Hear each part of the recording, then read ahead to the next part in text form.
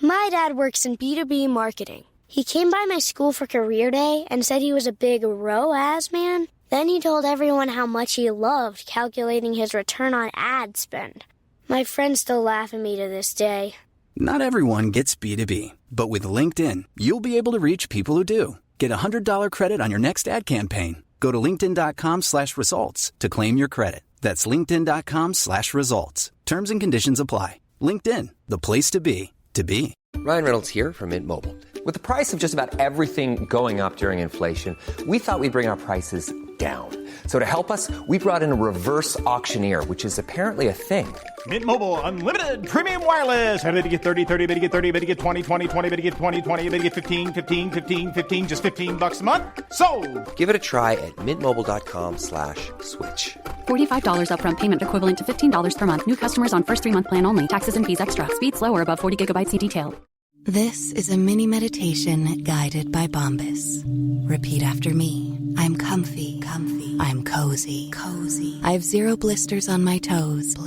And that's because I wear Bombas, the softest socks, underwear, and T-shirts that give back. One purchased equals one donated. Now go to bombas.com/ACAST and use code ACAST for 20% off your first purchase. That's BOMBAS.com/ACAST and use code ACAST at checkout. Surviving Sister Wives contains adult content that may not be suitable for Latter-day Saints or sinners. Listener discretion is advised.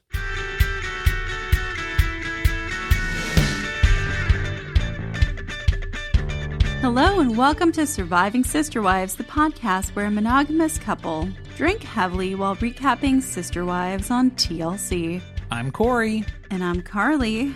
We're still in season 18, episode 13, The Elephant in the Room, which, how could this not be the pink elephant in the room? It's unforgivable that they didn't name it the pink elephant in the room. Much like I won't forgive them for any of their Merry Christmas episodes not spelling it like Mary's name. Real missed opportunities. Let's not have the Mary name debate again. Are we still sparking with that? We're still rolling on the animosity there? We still got some heat on that topic? I'm telling you, it's Mary.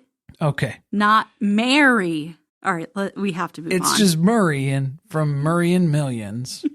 It'll be a whole episode if we start getting into that. All right, well, the TLC description for this one is Kody and Robin reunite with Janelle and Christine on a family video call to reveal the gender of Mykelti's twins. In Parowan, Mary continues to struggle with the decision about her marriage. Then Christine and Janelle head out on a road trip to Idaho. They left out all the good parts of what happened. There was good stuff in this episode? I missed it. Well, it was all the subtle hatred that was built into all of these different segments. It's really hard to write out passive-aggressively and have that convey to the audience. Hey, maybe they should let Mary write the episode descriptions. I think she'd be good at it. It's just a joke. That's all it is. But we've got to hear the Carly episode rewrite description for this one. Mykelti tries to put a halt to the Merissance. Kody forgets to bring lube. Christine and Janelle do plyg divorce girl math. Sister wife math, if you will. You have 50% and 50% and 50% and 50% and 50% and 50% and 50% and 50%. Even split. 50-50, 50-50, 50-50, 50-50. 50, 50-50. Was this episode much of an improvement over the last two? There were less flashbacks. I will give them that. Significantly less sepia tone flashbacks. So it's a step in the right direction. But are we getting new content? I feel like a lot of Mary's storyline right now is just draw it out. Can we draw this out? Because we don't want to make it seem like an impulsive decision that she's leaving Kody. But I think she flipped that switch about 3 episodes ago.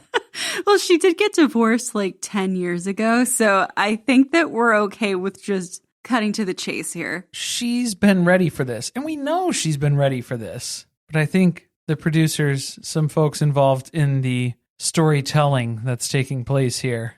We've also been trying to figure out how many episodes are left to this season. We've seen almost everything. Next week, we're going to get the picnic table showdown where Mary leaves the family. You know they're going to build that up. That's going to be the initial start of the conversation is going to be the last 5 minutes of that episode. You think it's going to be a cliffhanger? They're going to drag it out into the whole next week. As if we don't know where she's going with this. We don't know what this What will her answer be? I got a couple guesses just from the episode descriptions that are coming up for the future episodes here. Is this really only episode 13? Yeah, the clip show a couple episodes ago really added up the count in our minds, I think. It really did a number on us. I feel like we should be done with the season already. Yeah, I feel like we're into overtime now. So my guess is there's probably 2, maybe 3, 2 episodes left. And then the tell-alls. Which they love a 3-part tell-all. I really don't want them to do that because so much of this season was just them repeating things. But they seem to really like the 3-parter, so... And they can't film with everyone in one room anymore, I guess. So I guess we're going to get 3 parts. And it looks like there's time blocks carved out on the TLC schedule through December for Sister Wives on Sunday nights. But I don't know, are they just going to be replaying stuff? I don't know. How much more could there possibly be? I mean, there's good stuff, but they're skipping over the good stuff. Like, I don't think that we're going to get Logan's wedding at all, like even spoken about. We did not address Leon's coming out. Nope, skip that too. Just glossing right over some pretty big family events. Which actually occurred like in the time period of the episode where all we did was do flashbacks. And they could have given us some new interesting content. Not going to do it. Nope. Well, announcements. That's where we're at. If you like what you're hearing, if you like the episodes, be sure to swing on by to the virtual cul-de-sac over at patreon.com/survivingpod, where you can get early access to our recaps and a whole buttload of an archive that we got going on over there. Seasons 1 through 10. You can also join the Patreon-only Discord, which now has a new Eeyore Mary emoji. Thanks for noticing me. Okay, I guess we have to talk about Mykelti again. All right, let's get this pony in the water. So we've done not 1, but 2 baby announcements, and now it is time to have a gender reveal on Zoom, which I'm sure really burned Robin since, nobody could figure out how to do a Zoom call over Christmas. Yeah, it just ended up being more ammo for Robin's argument about how, see how easy it is to just open up the Zoom and connect everyone's cameras and not be able to hear anything that's being said because everyone talks simultaneously. It's that easy. And everyone's jumping on this call. We've got, of course, Kody and Robin, the special attendees of the hour. Very stoic. Is that what you would call it? That's what Kody would call it. Robin keeps taking like deep gulps. She didn't know that the camera was on yet. She thought that she had her little blocker on there. She thought that was slid over to the side. She thought that she had deactivated the camera. No. It's live. It's hot. We're recording. They both look pained to be there. Like they're both, no one's smiling. Neither of them. Everyone else having a good time, saying hello to each other, smiling, being friendly. Well, that's why they're here. Robin explains to us it's to bring their smiles and positive vibes, clearly, which I did not see any of those. You know who I didn't see? Any of Robin's children. This is true. The only time we did see Aurora, who did take some time out of her busy schedule to campaign for Robin in this episode about how she's not so bad. She's a really good mom. Who wanted really good things for everybody. For everybody, not just her kids, biologically.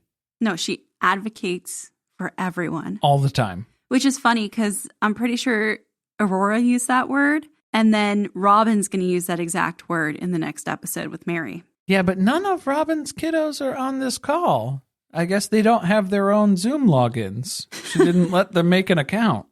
No, I'm going to need Aurora and Brianna to blink twice if they need help, or maybe next season just wear the color yellow. We'll go with the Britney movement here. The Free Britney. And messaging. Let us know if you need help because they both looked so sad. Well, we can't do that because they filmed this 8 years ago. So any cry for help stuff, we're not going to see it for 3 seasons anyway. And then we're going to forget that we even brought it up. It's going to just fall on deaf ears. I hope they coincidentally wear yellow in an upcoming episode, because that would be amazing. Well, I think this is just an interesting dynamic here, because then we have Robin, who is constantly telling us how she wants to get everyone together. But Mary has already pointed out that Robin doesn't do much to facilitate everyone getting together, though. So she'll complain about not being together, but then also just drive the wedge a little bit further. Well, yeah. And then when they are attempting to get together, she looks like she's on the verge of having an anxiety attack. And she's excluding, I'm going to say she went ahead and excluded the kids because she seems so worried that anytime they get together, there's going to be a big fight that's going to traumatize her children. Either that or, yeah, she just had to gear them up about how mean all of the siblings have been and remind them of all of these horrible things that they did. So why would you even subject yourself to this? I'll protect you. I'll go and experience it and just let you know how it went. Right. Well, and Kody tells us that because they're expecting animosity. All the people on this call hate them except for Tony and Mykelti. Yeah, Tony and Mykelti are the glue that's holding this family together at this point. Or at least that's the characters that they play on TV for us. So which social construct do you think the babies are? Well, we find out that they are having not 1, but 2 baby boys. Tiny boy, baby boy. The general consensus when everybody was guessing, they thought it was going to be 1 and 1, girl and a boy. I feel like that was a safe kind of bet because then you're 50% right. There you go. You're going to be right either way on 1 baby. Un baby. I liked how long it took Kody to figure out what 2 blue meant. 2 blue, what does that mean? What's the code? He didn't get the color code beforehand, so he wasn't sure. He was very confused. But then he realized, 2 blues, that's 2 boys. Okay, that's exciting. But then he also made mention of a bad moon rising, which he was quoting a song for that. I'm surprised he didn't just say outright, well, I hope they don't turn out like Gabe and Garrison, because that's kind of what the subtext was there. Okay, I didn't get that at all. You didn't pick up on that? No, I don't pick up on a lot of Kody's references. They cut to... I'm still recovering from beer and Skittles. They cut to Hunter's reaction pretty close up when he said that, too. Wait, did he say it on the call? He said it on the call. And Hunter heard it, and he reacted and kind of was like, shut up, man. What are you doing? Dad's going to hear you. Logan's going to have to talk to you after this.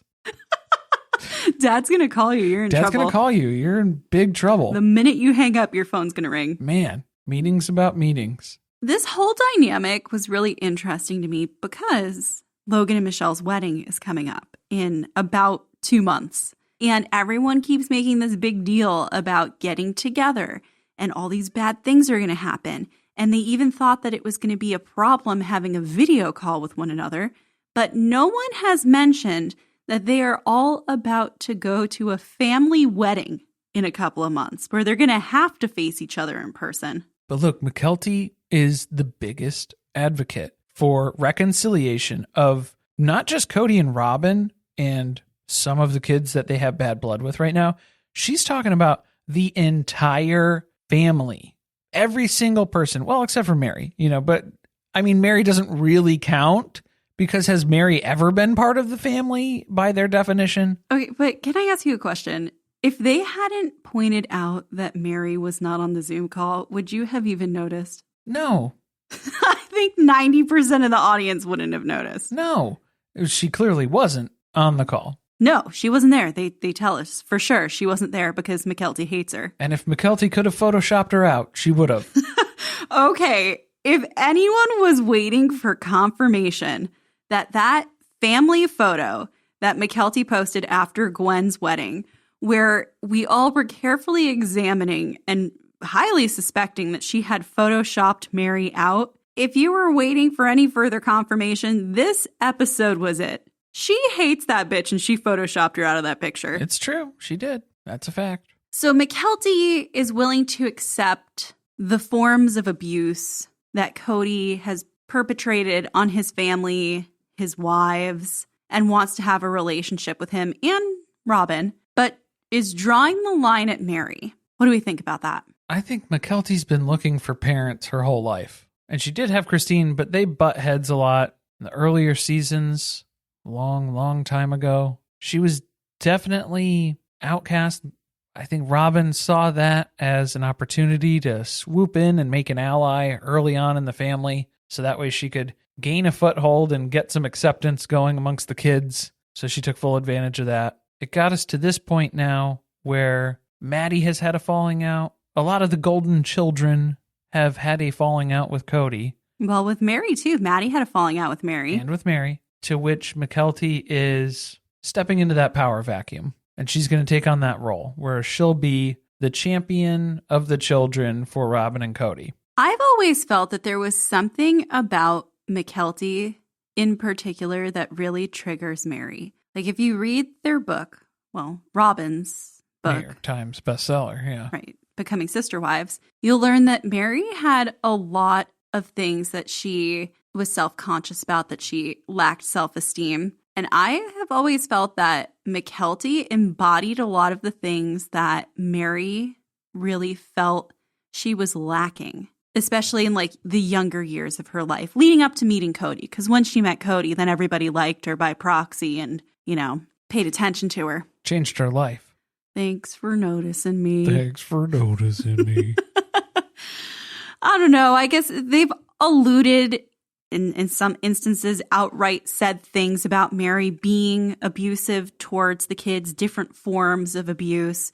Different children have had different versions of the story. I feel like if they want us to get behind the Merissance, which seems like what they've been teeing up this season, then we should know the truth about Mary. We already know how horrible she was to Janelle because they kind of talked about it in the book, and then a little bit in therapy in Vegas when they were kind of trying to pretend like they were working through stuff before Janelle lost interest. But if Kody gets the grace to grow as a person and fix his relationships with his children, which is what Mykelti is in favor of, right? Then how come Mary doesn't get that as well? Well, also when their personalities have gone completely inverse, where I feel like Kody used to be a more likable person, or at least that was the persona that he was showing us on television. Now he just seems like a bitter, angry old man. Like Mary used to be? Like Mary used to be. Yeah, they've kind of flipped in that way. Mary has a little bit more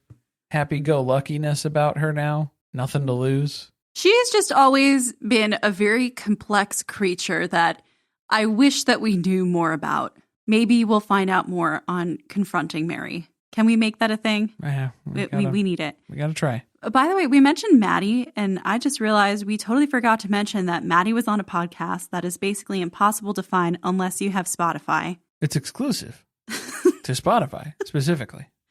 Like, it's a lot of the host talking about herself. The most interesting parts were Maddie mentioning she basically doesn't have a relationship with Kody anymore, and that she's only going to make time and space for people who want to be an active part of her kids' lives, and the people who don't make an effort, she's not going to push to do so. Which Janelle was pointing out, most of the pictures, most of the boxes that you see on this Zoom call, Kody does not maintain relationships with any of these people outside of the box that he shares with Robin. That's it. Pretty much it. Box he shares or the box he's trapped in with Robin? Well, that was when he was talking about how him and Robin are like this with his hands together. And I thought he was going to do the universal sign for engagement that we saw from Paul on 90 Day Fiancé with the finger in the hole there. We're like this. Oh, God. Gross. Nobody wants to think about that.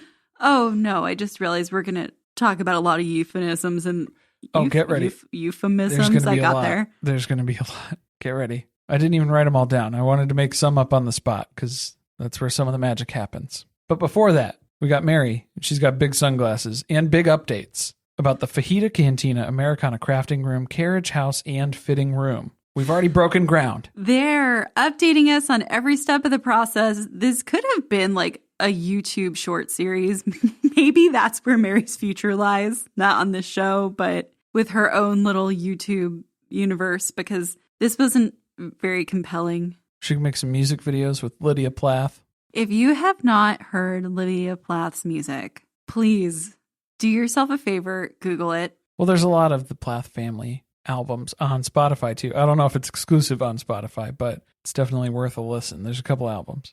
It's terrible. But the carriage house, it's a mess.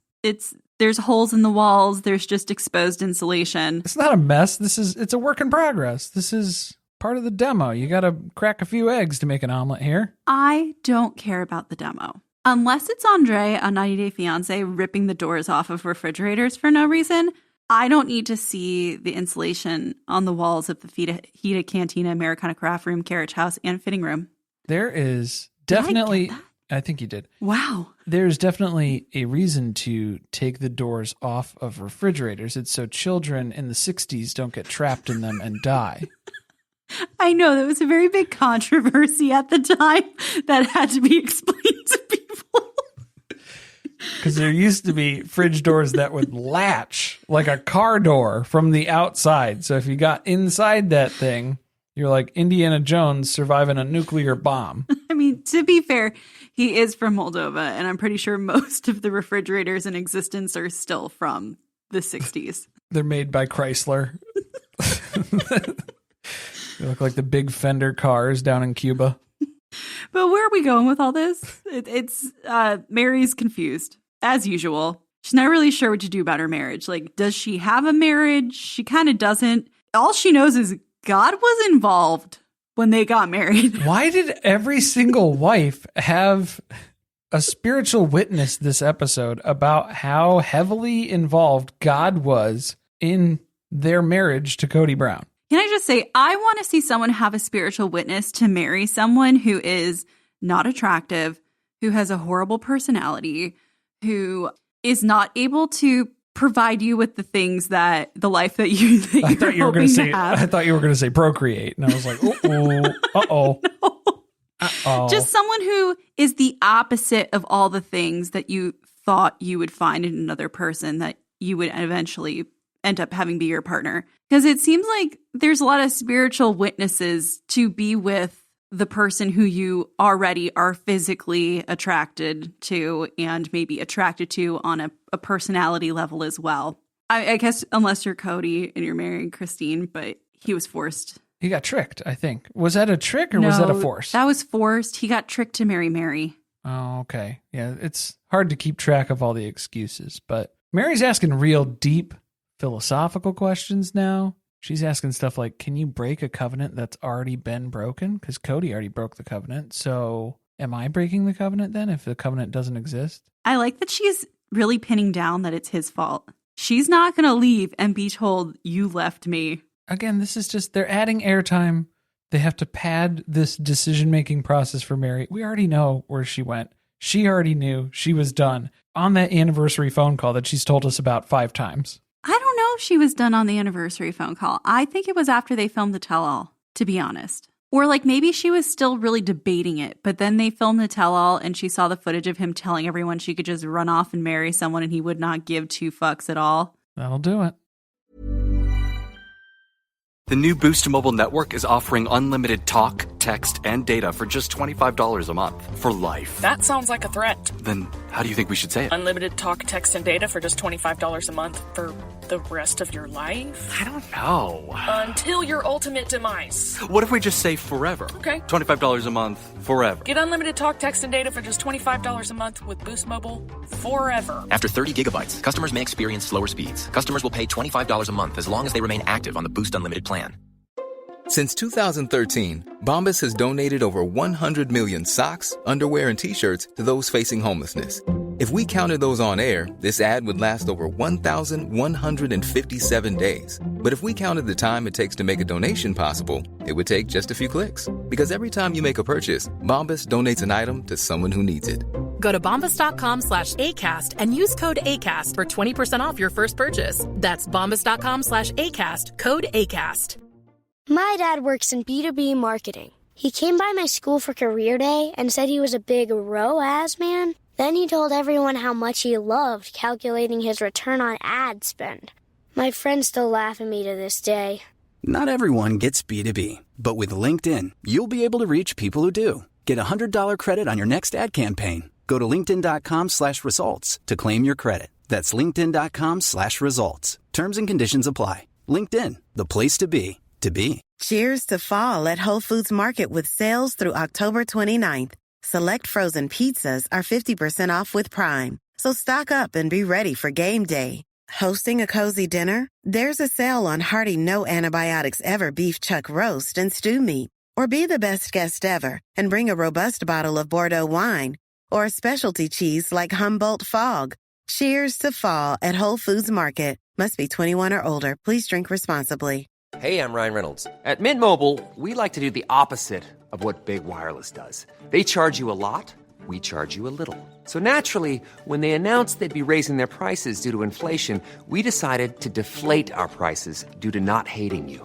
That's right. We're cutting the price of Mint Unlimited from $30 a month to just $15 a month. Give it a try at mintmobile.com/switch. $45 upfront payment equivalent to $15 per month. New customers on first 3-month plan only. Taxes and fees extra. Speed slower above 40 gigabytes. See details.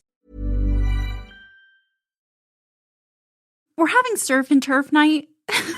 Yeah. What is this episode? Isabel is home for the summer because she's a live-in nanny at Maddie and Caleb's in North Carolina. That's her day job. She does go to school. Well, she goes to school too, sure. She's home for the summer, though, and so now it's farewell dinner with full-on surf and turf. In Salt Lake City, though?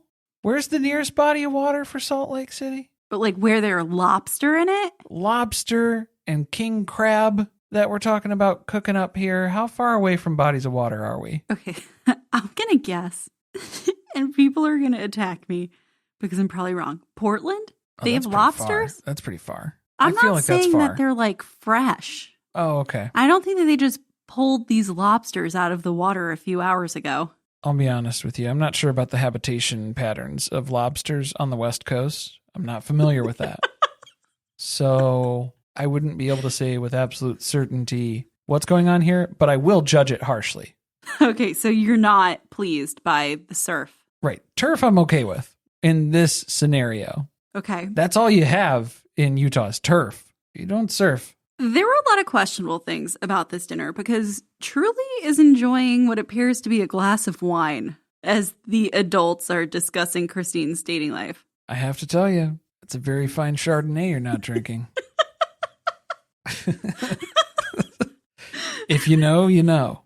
I'm pretty sure she was the only one at the table with a wine glass, too, which was what was making it even better. And she was at the end. She was at the head spot of the table where Kody likes to sit. Kody's favorite. Remember when he made everybody get up and move around when they had that meeting? Not everybody. Christine. He made Christine get up and move because he needs to sit at the head of the table because he's the head of the family. And he wonders why he got divorced. So we have a group of Christine's children at her house for a gathering. So you know we're going to be talking about Christine's dating status, I guess. We kind of talked about her dating history, which is abysmal, sad. I don't think that anyone even cares, really, of the kids aside from Tony. Tony is like very invested in getting Christine laid again. Yeah, they're talking about apps. They're talking about dating profiles. They're talking about privacy settings, going by an alias, which he threw out Tina. I don't think Christine is a Tina. No, right? Definitely not. Not a Tina. You could have gone with so many things. She could have been a Chris, a Chrissy. I think Christy. A Christy, okay. That's what I was feeling more so. But Tina? No. Way off. Did he just suggest that maybe she catfish people? I think this family has learned from experience. You got to do what you got to do. Because isn't the issue that people recognize her from being on the show and that's what she's worried about? Or counter to that, they don't know who she is and then she has to explain this whole big part of her life where she's been a polygamist, she's been on a TV show talking about it, and now she's publicly divorcing her husband. And if you date me, you're probably going to have to be on this show too. Can you imagine what that hell would be like to explain to 50-year-old men on your dating profile that scenario that you've just laid out? Trying to get them up to speed to understand and comprehend the situation that you're in would be torture. It explains a lot. Well, Mitch was he started throwing out some ideas. He's like, you should check out Farmers Only. You could do that. Which it looks like maybe Mary did. Oh, see, I thought... Did you see the pics of her with her mystery man? Mystery man on a date. Another Gino hat-wearing guy. He didn't take the hat off for the date, and Mary didn't take her purse off for the date, so looked pretty good. It seemed like we're getting very vulnerable, letting the walls down. No, I thought I would have saved Farmers Only specifically for Janelle. That is Janelle to a T. Yes. She's going to need someone who also wants to plow a field with her, who's into horticulture. A green thumb that's not just for plants. Well, yeah, then we're talking about getting reacquainted with your body, Christine. Like she's ever lost touch. Our freaky betch, get out of here. They have no idea what they're talking about. You're talking nonsense at the dinner table now. You did not see the bars hanging from above Christine's bed in Flagstaff, did you? A 4-poster bed? 4-post or 4-poster? Who knows? It's 4-post. No one knows. Sugar Ray knows. She's got her halo hanging from the corner of the 4-post bed. She would really love if we could just forget completely about the past. Some forget-me-nows. Maybe she could take those on the dates. Just disassociate, pretend she was never married to Kody, and just move into the future with Janelle. That's my life partner. That's what's going to happen. We're just living life with Janelle. So we just have to get Janelle to disconnect from Kody officially, and then that'll bring this whole plan into fruition. Which, step number 1 of that is to go on a road trip together. Nothing forges a bond between sister wives like a road trip up to Idaho. Also, was this an audition for the spin-off that we all want, where they just travel the country together? If so, I didn't really enjoy it, surprisingly enough. We needed some stops, some diners. They need to meet people, interact with people. That's what I need more of, not just them talking about their situation necessarily. Got to break it up. Right. I mean, well, the bar we've had in the past on the show is that we're going to stop and eat, 72 ounces of steak? Did I make that up? No, there was a food challenge along the way. No, I don't know how many ounces it was exactly. It was a lot. Yeah, it was a couple pounds of steak and then also sides and other accoutrements. So we need to be doing things like that because they just kind of looked lost. Kind of like Janelle when she's just sitting on the curb and waiting to get picked up by a vehicle, which seems to be her recurring theme. That's her narrative thread in this entire series. This is like the second or third time this has happened, where she's just waiting for somebody. She's just a kid at the bus stop with her backpack on, ready to go. Somebody's got to come pick me up. Maybe there's some trauma there. Still waiting to get picked up. They had a lot of time to talk on this ride, so Christine wants to make sure to address the hot button issues from last season. Right. Yeah. Let's start with Robin talking about spiritual divorce, since she is an expert at spiritual divorce. It's funny that they're talking about this because season 17 started airing in September, and that is around the time that they took this road trip. So they're seeing the previews, what's going to be happening in the season. We all saw the clip of Robin talking about the requirements to be divorced. It's stirring up some memories, shaking some loose emotions around in the brain there. And it seems like really the point she's trying to drive home is we're not part of the church anymore, right? Like, is that just me? Or does everyone else remember being excommunicated? Because I'm pretty sure that there's no one for us to even go to do the steps to become divorced that Robin is referencing. Right, because Janelle admits she hasn't been to church with anybody in a long, long time. And this is where Janelle goes on a whole aside about how spiritual marriages are supposed to mean more than the legal marriage, especially in polygamy, in their culture. But clearly that has fallen by the wayside in the terms of sister wives here for the series. Janelle then describes her marriage to Kody as not good. Understatement. Doesn't exist. Potato, potato, I suppose. But she's pretty sure I'm probably not married anymore. I mean, I don't feel married anymore. And Christine's like, it doesn't sound like you're married. He hasn't been to your house in 10 months. Doesn't sound like you're married. I think she's coming to the realization where everyone was like, oh my God, Christine just left. Like she suddenly just decided she was divorced. That's kind of the way it happens in this situation since they have no one to go to follow through with the divorce. You just one day kind of decide that you're not doing this marriage thing with Kody anymore. I thought you also needed another penis inside of you at some point. Well, that's where Farmers Only comes in. Right. Well, meanwhile, back on Coyote Pass, Cody's just out there going. Is that where they were? Yeah. Wow. This is where the cars were. Because then he was going to load up the car. Or no, he was getting the trailer. The trailer is on Coyote Pass, which is a big uncovered storage unit at this point. We're not building anything out here. There's nothing else. There is a trailer and a hitch, though. So they are attaching that to a truck. And then they're going to go over to Robin's house, Kody and Robin's house, to put the car into the trailer. That's the plan, at least. Wow, I didn't pick up on the fact that they moved locations or anything. Okay, that's good.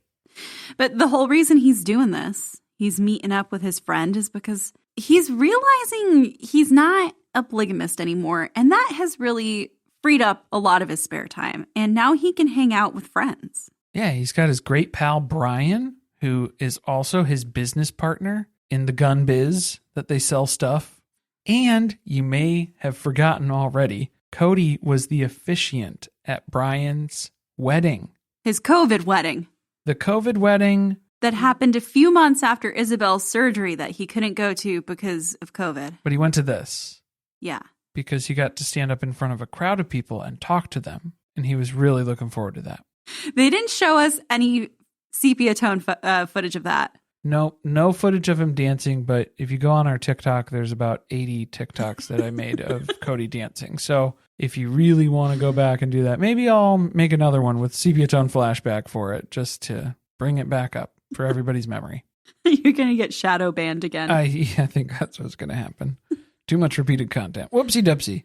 So Brian owns a used car lot? In Oklahoma. Which is why he wants these cars. That's why he's buying 3 of Cody's cars. And why are we able to part ways with 3 vehicles? Well, when they have shown shots the Shira Chateau from a distance, the number of cars. But you got to think, Dayton, Aurora, Brianna, they got cars. Robin's got a car.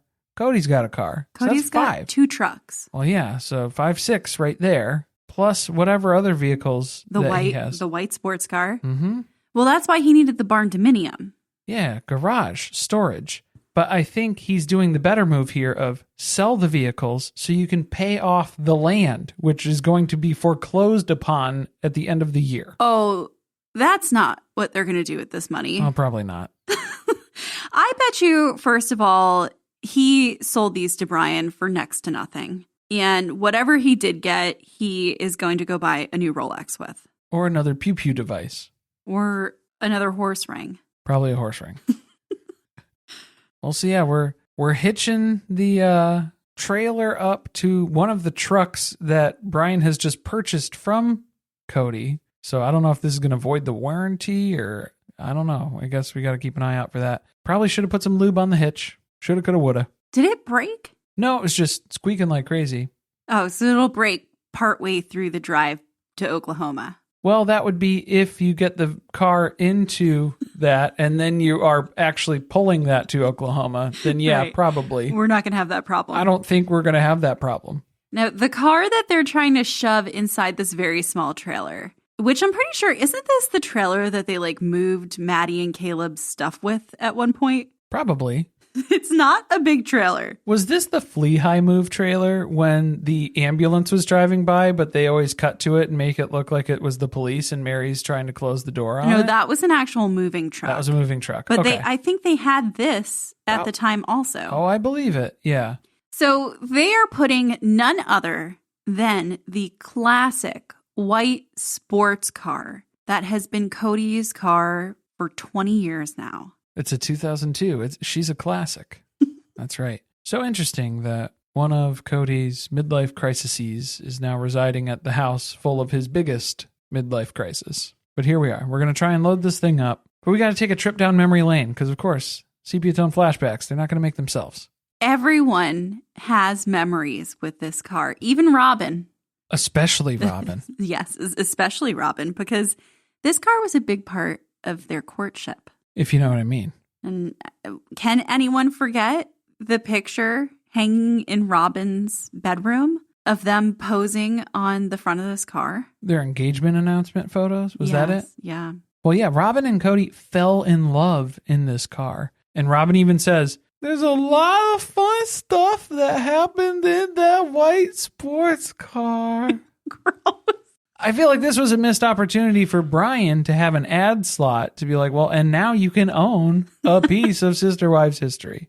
Yes, how could he not have tried to resell it with that? The car that Maddie made a string ring on the floorboards of. Wasn't that this car? That was the car. I'm sure that Leon had a couple of meltdowns in this car on road trips here and there. Didn't Janelle have a spiritual witness in this car? We know that Robin did. Right, God spoke to Robin as well when she was in this car.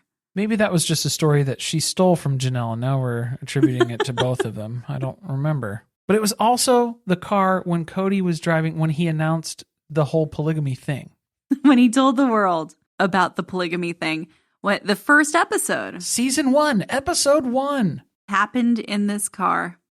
And now we're going to shove it in the back of a trailer. Well, we're going to try to because, yeah, did we measure the trailer? Sort of. Well.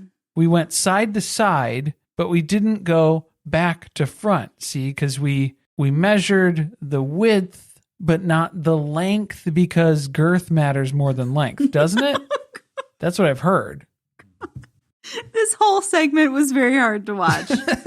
And, okay, Kody gets into the car. Is it in yet?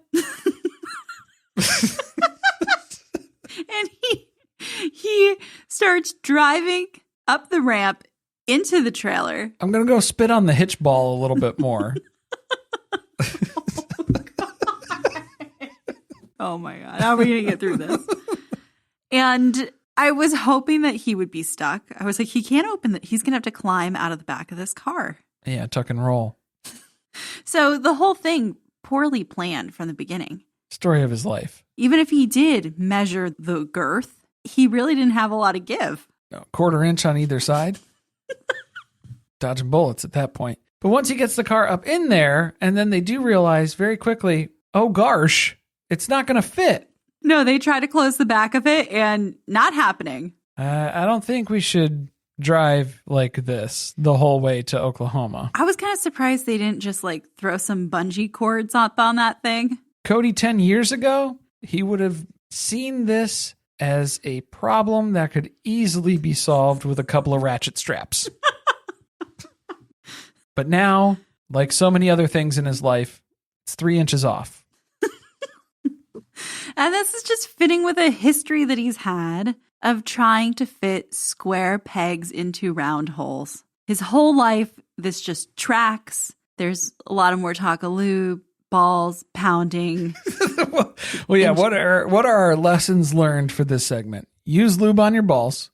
Don't force it. And then measure twice, cut once. This is horrible. Oh my God. I'm so glad that we're done with that. Let's move on. Kody and Janelle, they haven't been able to reconcile, but it's because Janelle's being so difficult. They're not divorced. Maybe. I don't know. They're separated, definitely. Are they divorced yet? Irreconcilable. We are at that point. So we're getting pretty darn close to divorced, if that's the case. Christine and Janelle are still in the car. That's where this conversation is happening. We saw Kody drop by Janelle's to scope out the apartment and try to move a few things in. Yeah, try and leave his cell phone charger there so he would have to come back and stay the night. But she hasn't seen him really much since then.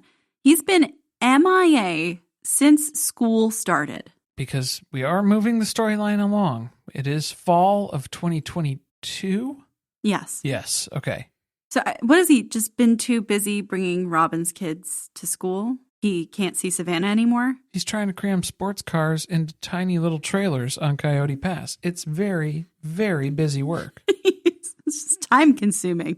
That's kind of okay with Janelle, though, because she really didn't want him to come over the first time. So if he's going to stay away, all the better. She is living it up, being a single woman, turning the bedroom light off when she's ready to go to sleep, letting the dogs share the bed with her. That made me sad. I think I just got sad a little bit. Why? That those are like life-changing things for Janelle to be really, really happy about. What do you think I do when you're not home? Well, yeah. I do the same thing. I let Maisie sleep in the bed with me. She's getting to live life on her terms and do the things she wants without having to think about what Kody wants or what's going to upset him. Are you just sad because you want her to find another partner? Yeah, I want her to fire up farmersonly.com, but she's making it abundantly clear she's not interested in dating. It's too much work. She's not looking right now. She's not swiping. She's probably still got a flip phone. I don't even know if she can swipe on that. Probably not. I don't think so. Do you swipe on Farmers Only? I don't know. Probably I wouldn't not. know. But like the second big problem, she needs to know that God is totally cool with it first. So can I get a witness? Anybody? Rose, this is God. You can go back to sleep. I needed Christine to do her girl a solid and do that in the car and tell her it is okay. God wants you to know it's totally cool if you leave Kody and date someone else. So this is what, the third wife that is talking about having a spiritual witness? Because I think Christine did, Mary did, and now we're on Janelle's story where she's looking for God to intervene on her marriage on behalf of letting go here. It's the theme of the episode. That's what's going on. Is God the pink elephant in the room? Whoa. I wasn't ready to think about that. Why do they keep giving us these half-truths about the origin of their relationship? Every time they tell us about how Janelle met Kody and Mary, they leave the whole part out about how she was married to Mary's brother. Yeah, they just cruise by that where Janelle was friends with Mary, and it's like, yeah, that's why. Because you were in-laws. But were they friends? They were in-laws. You're not always necessarily friends with your in-laws. Maybe that's why it didn't go so well when she joined the family. Well, yeah, you're not friends with your sister wives either because, well, and it started as a joke. They weren't actually inviting Janelle to join the family. They were just saying, you should join our family. But it was a joke because that's how Mary jokes. That is how Mary jokes. That sounds like Mary. Do you think maybe the destiny of this polygamous family was for Janelle and Christine to end up being sister wives so they could live life together? Hey, it's Lunchbox from Sore Losers, here to tell you about the legacy of excellence Toyota has been building for generations. From pioneering hybrid tech to redefining the standards of safety and efficiency, Toyota is always innovating, always making progress. And with a legendary lineup of in-stock cars, including the high-performance 2025 Camry and capable, affordable Corolla, you can experience the legacy of Toyota for yourself. Visit buyatoyota.com, the official website for deals to find out more. Toyota, let's go places. How did you actually sleep last night? If it didn't feel like your very best rest, then you need to upgrade to the softest, most luxurious bedding from Boll & Branch. Their signature sheets are made from the finest 100% organic cotton and get softer with every wash. Millions of sleepers love their sheets, and right now, you can feel the difference for yourself during their biggest sales of the entire year. Hurry to bollandbranch.com to shop their best offers. Limited time only. Exclusions apply. See site for details. My dad works in B2B marketing. He came by my school for career day and said he was a big ROAS man. Then he told everyone how much he loved calculating his return on ad spend. My friends still laugh at me to this day. Not everyone gets B2B, but with LinkedIn, you'll be able to reach people who do. Get a $100 credit on your next ad campaign. Go to linkedin.com/results to claim your credit. That's linkedin.com/results. Terms and conditions apply. LinkedIn, the place to be.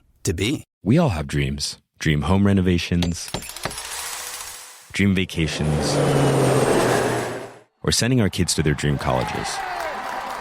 But finding straightforward ways to turn those dreams into realistic goals, that's where things get tricky. Merrill understands that. That's why, with a dedicated Merrill advisor, you get a personalized plan and a clear path forward. And having the bull at your back helps your whole financial life move with you. So when your plans change, Merrill is with you every step of the way. Go to ml.com/bullish to learn more. Merrill, a Bank of America company. What would you like the power to do? Investing involves risk. Merrill Lynch, Pierce, Fenner & Smith Incorporated, registered broker-dealer, registered investment advisor, member SIPC. Cue the fireplace and your favorite fall movie. There's nothing better than a cozy evening at home with a glass of First Leaf wine. First Leaf is a personalized wine club that delivers right to your door. Sounds magical, right? They get to know your favorite tasting notes, which varietals you enjoy, and whether you prefer sweet or dry wines. So in every shipment, you get bottles tailored to your unique palate. Go to tryfirstleaf.com/fall to get your first 6 wines for just $44.95 with free shipping.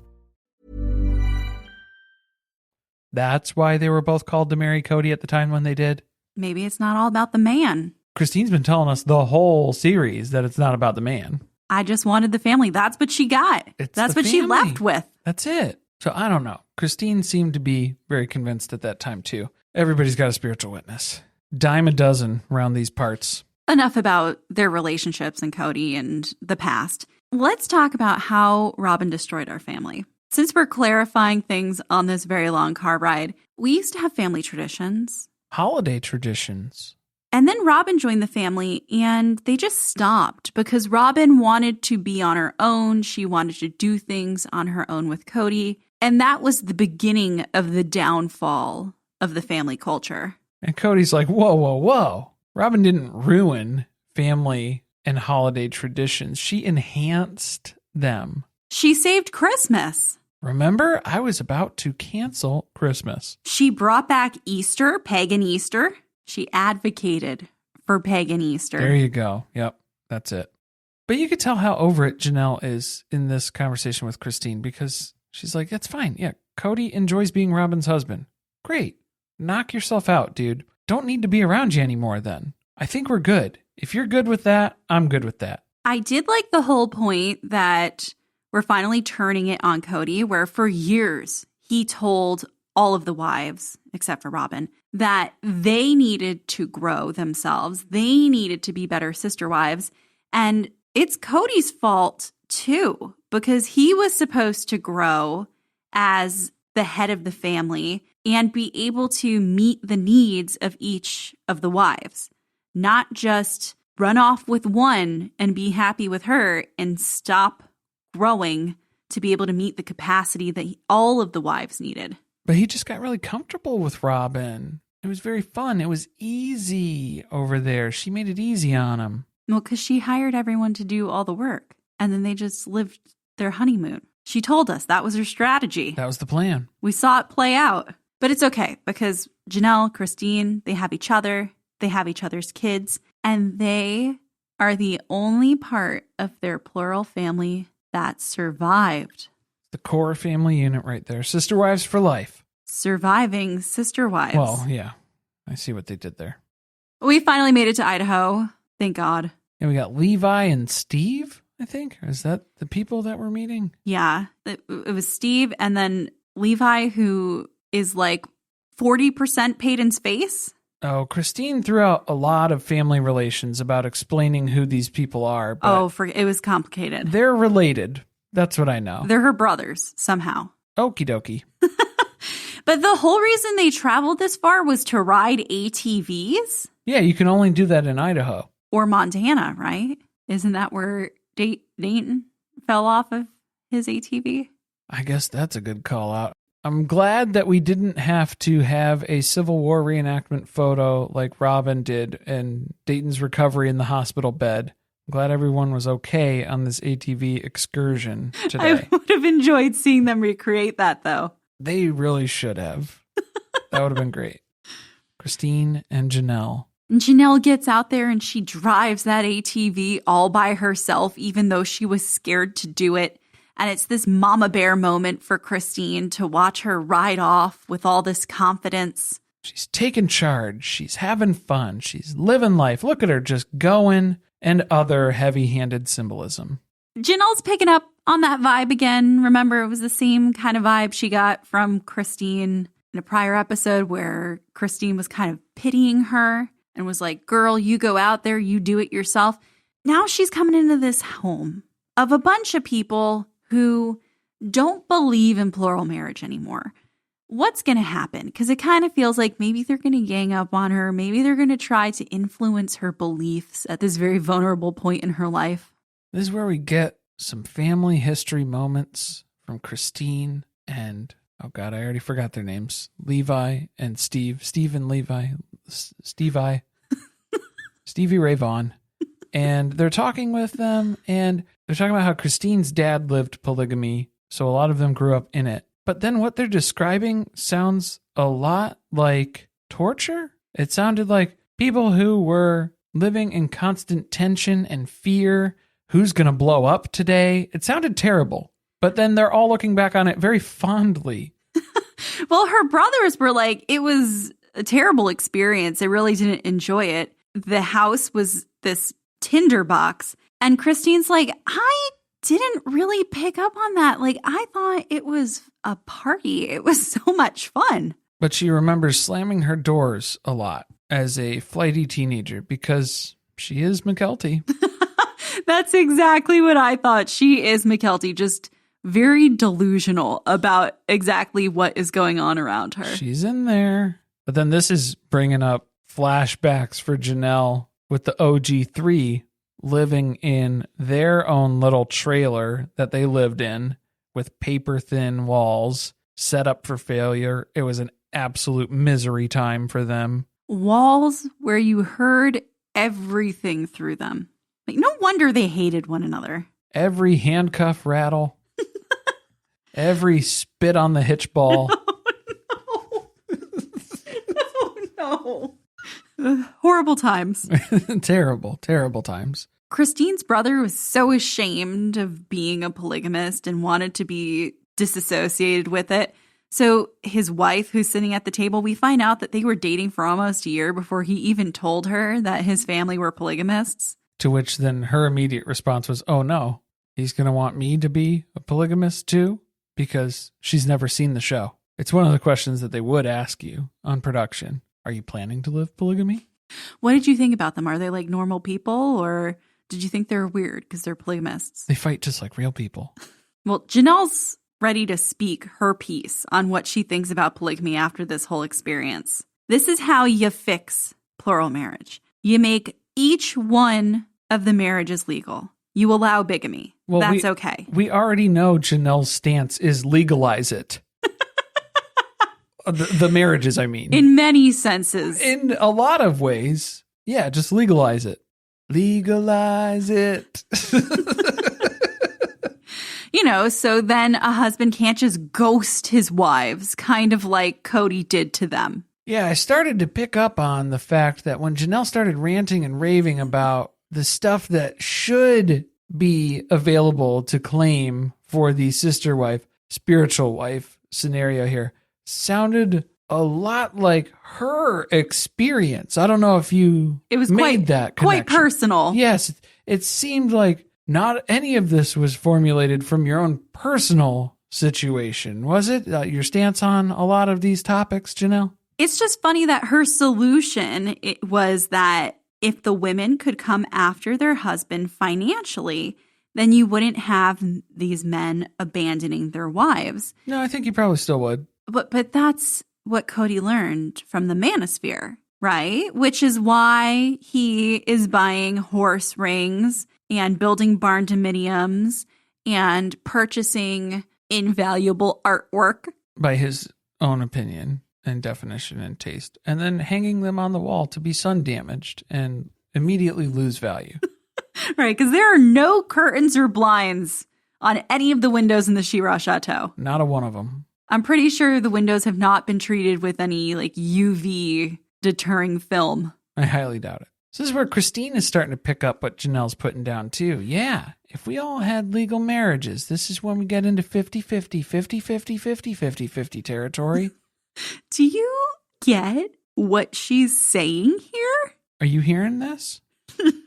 I mean, I got what she was saying. I don't get what you were saying. Yeah, Christine, that doesn't make sense mathematically. Unless everybody had their individual, like their money was always split up. But that's not the way the Brown family handled their finances. No, you guys should have been playing with the chance cards, but you were playing with community chest. So there's your problem right there. So 50-50, 50-50, 50-50, 50 for everybody. Is this like Kody's version of 50-50 custody with Truly, though? Like, is that the kind of 50-50 that we're talking about? which is actually maybe like 90-10, 90% with Christine, 10% with Kody. Is that what we're talking about? Or is it going to be the other way? I just wish that Meri was still the legal wife to this day, because she would be the pettiest and most brutal legal divorce to go through ever. Yes. She would have taken that man for every penny he was worth. And it would have been such good television. It would have been so good to have that on the show. Man, they need to go revisit another lawyer and really comb over all that paperwork from Ronald McDonald. I almost called him doctor. Oh, no, no. Ronald McDonald Esquire, and see, is there anything that maybe is incorrect? Did he fudge it up a little bit? Maybe a little bit.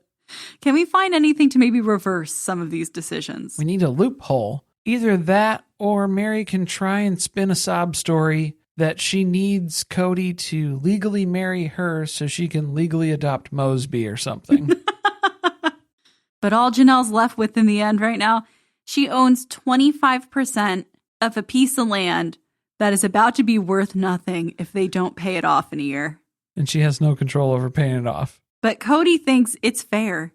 We all own 25% of Coyote Pass. We're all on this sinking ship together. It's great. And I guess next episode, we're going to find out if that's why Janelle hasn't left Kody yet. Is it all purely financial? She's got to get her hands on some piece of an estate. Something that she can get a hold of. Because even by her own assessment, where she was saying, a judge should be able to split based on relationships. I don't think that would work in your favor, Janelle, because if you're basing it off of where Kody spends time, it would be like a 95%, 5% split between Kody and Robin get 95% because that's where he lives. Maybe she needs to burglarize the She-Ra Chateau in the middle of the night and just bag up some of that artwork. Could be a problem. Christine could drive the escape car. What would her Baby Driver song be? I don't know. What song did they play at the end of Thelma and Louise?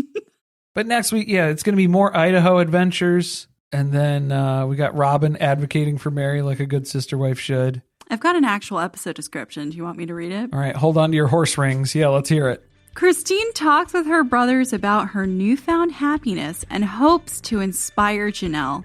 But Janelle won't let go of the past. At Coyote Pass, Robin is devastated when she learns that this is finally the end of the road for Meri and Kody. It's about damn time. Thank you for listening. If you want to support us, the best way to do that is by subscribing to the podcast and leaving a review on Apple Podcasts or Spotify. Be sure to chat with us about the episode on our Discord channel by joining our Patreon, patreon.com/survivingpod. Stay tuned. Share with friends. See you next week.